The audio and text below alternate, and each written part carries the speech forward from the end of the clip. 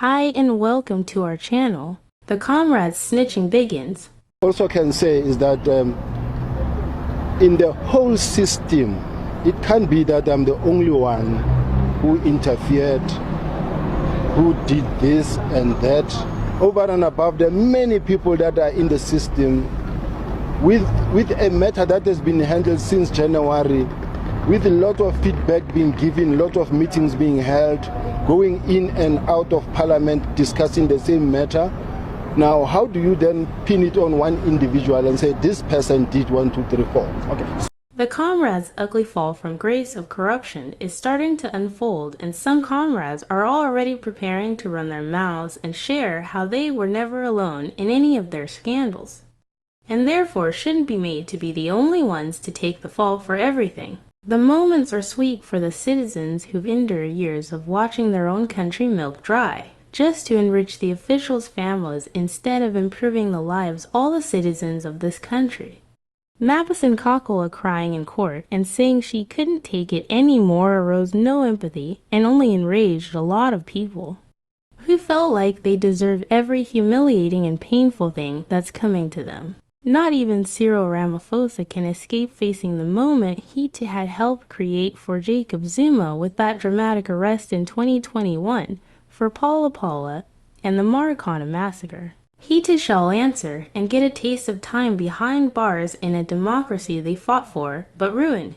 Delays to starting the upcoming commission not going to save them because in the end the commission has to get in motion and opposition parties are not kidding around as they want heads to roll and people jailed.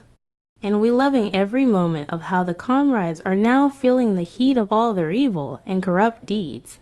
Just like that the snitching, the crying, the isolation, and the running scared begins.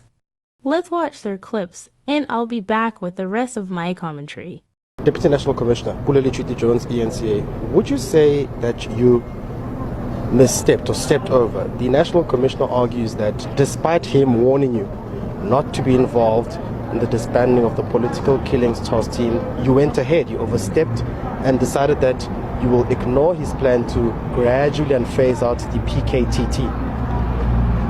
At this point in time, I'm quite sure that this is what was going to be ventilated here today, so that you could hear what is being discussed, the facts put on the table. Where I'm standing, I'm quite sure and quite confident that I've done nothing wrong, and it is for the judge at the ultimate end to finally say whether I'm guilty or not. But I can safely tell you that I'm actually waiting for a positive outcome. I do know that I am not involved in any wrongdoing, and we will be clear. Okay, but did you interfere or not interfere in the disbanding of the PKTT? I never interfered, and what I also can say is that in the whole system, it can't be that I'm the only one who interfered, who did this and that. Over and above, there are many people that are in the system with a matter that has been handled since January, with a lot of feedback being given, a lot of meetings being held, going in and out of parliament discussing the same matter. Now, how do you then pin it on one individual and say this person did 1, 2, 3, 4? Okay, so you're saying you agreed with the National Commissioner that the PKTT should be gradually phased out? Look, there is correspondence in that regard that explain what happened, and that correspondence will be properly ventilated in court.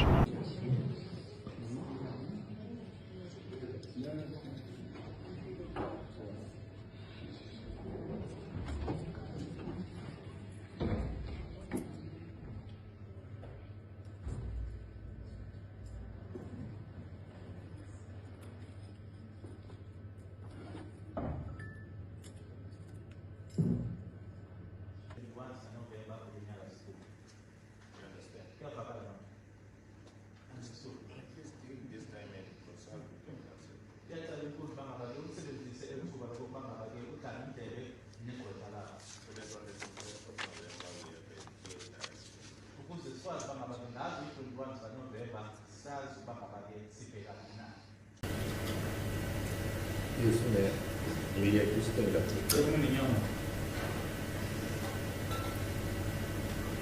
A request is made by your council to have this matter adjourned until the 21st of November 2025. Kunesicelo esenziwa ummeli wakho igqwetha lakho uba ityala eli linyaniswe de kuba ngumhla wama-21 21 November kulo nyaka sikuwo. It's now being placed on record that your council has received full discovery of the DICA docket, which I'm told that it comprises of 26 Act Liber files, that your council needs to go through it.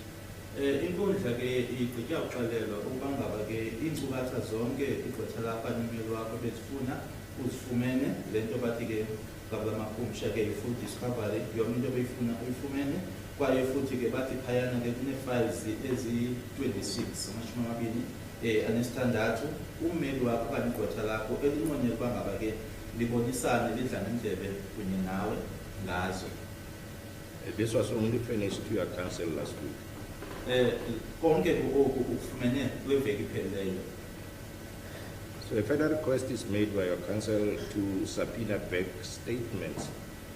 I don't know whether it's from various banks or is it one bank institution.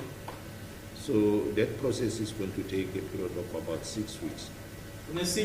Sinye futhi isicelo ke esenziwa ligqwetha lakho ukuba ngaba ke kufunyanwe iinkcukacha ke zasebank ngabula makhumsha ke i-bank statements ukuthi ujaji akayazi noba ke ibhenki enye okanye ziibhanki ezahlukahlukeneyo kusini na uthi ke iyonke lo nkqubo leyo ingathatha iiveki ezintandathu.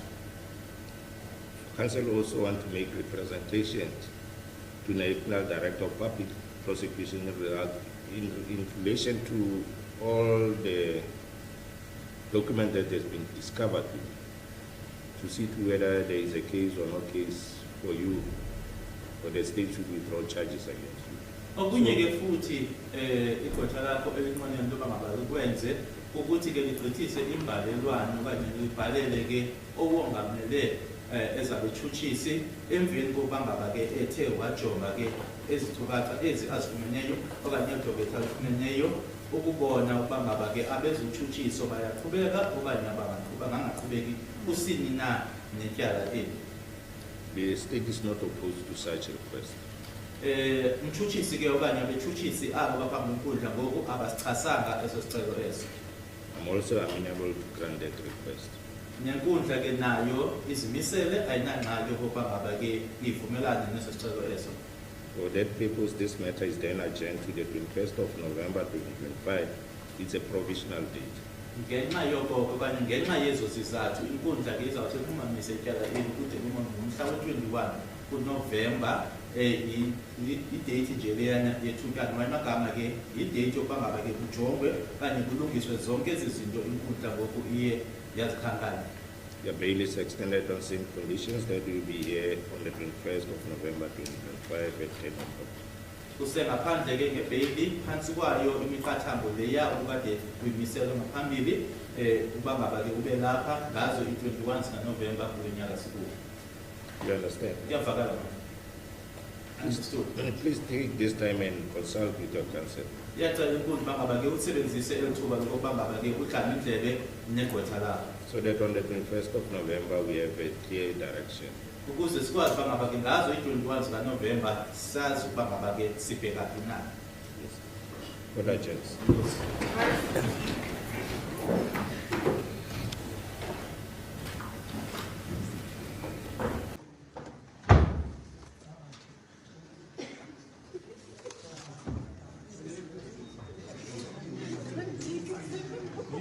Former Sports, Arts and Culture Minister Zizi Kodwa is set to appear in the Palm Ridge Magistrates Court today, along with his co-accused, former EOH executive Gian McKay.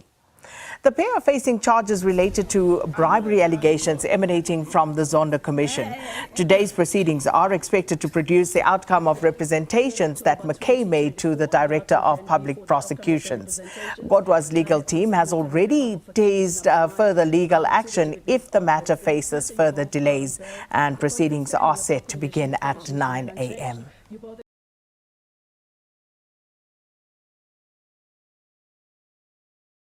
So, of course, Jacob Zuma is on his way to prison. He's in the custody of the South African Police Service, and he will spend the morning behind bars when he eventually gets there. Prison cell. Journalists camped here from around the hours of 7 a.m. in the morning to try and find out what would be a way forward. The Minister of Police, Beyicele, was expected to arrive here to try and negotiate, or rather have talks with the former president, but that did not happen. What we also know is that a group of supporters actually came here to try and block the entrance, saying that the South African Police Service would not enter inside to arrest Ubaba, formerly known as the former president Jacob Zuma.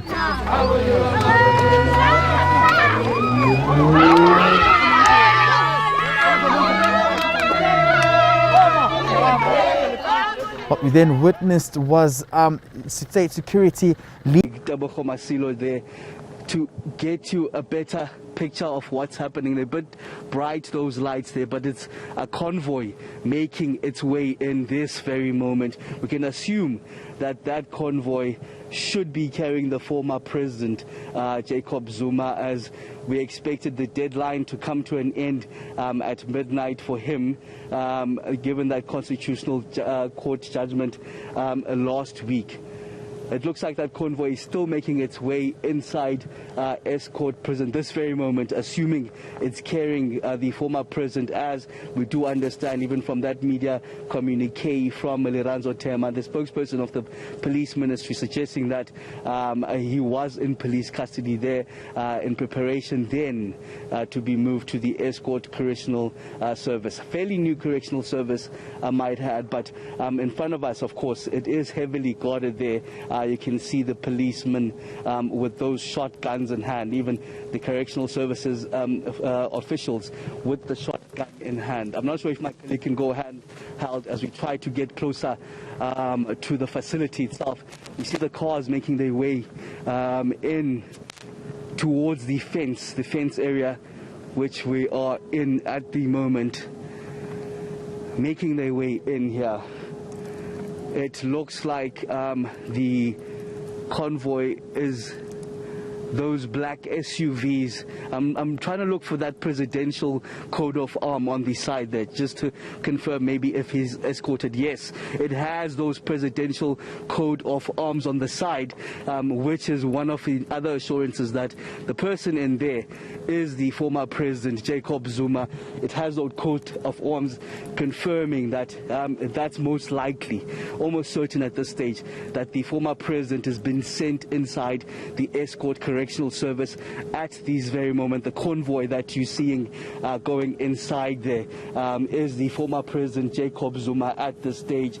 You see the heavy police presence even inside as the president has been ushered in to serve what we understand is his 15-month prison sentence. But of course, there are those issues that are playing out in court. For example, we're expecting the High Court in Pietermaritzburg just on Friday to determine whether the president could be out, given that he has that pending matter still at the highest court in the land, of the Constitutional Court, to rescind his particular matter. And we could possibly see, given the outcome of that, the release of him soon enough. But at this moment, we just saw that convoy with that presidential coat of arms confirming that it is, in fact, a former president Jacob Zuma. We're even seeing another police van joining in on this side here, but we do see heavy police presence.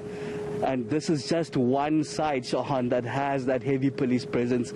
Even on the other side, on the front side, not far from where we are at this moment, some 200 meters, there's even a heavier police presence there on the entrance side. They were trying to even keep it on a hush in terms of the police. Behind us as well, there are police vehicles just guarding the Escort Correctional Services, as we saw that convoy go in moments ago, carrying the former President Jacob Zuma, as it was communicated by the South African Police Service, confirming earlier on that they had stuck to the Constitutional Court judgment and the president was in their custody. But now we just saw that change with the former president, I beg your pardon, being at the fairly newly built Escort Correctional Services, you understand, opened in 2019, carries a capacity of 512 inmates, and the former president at this stage, Shahan, almost certain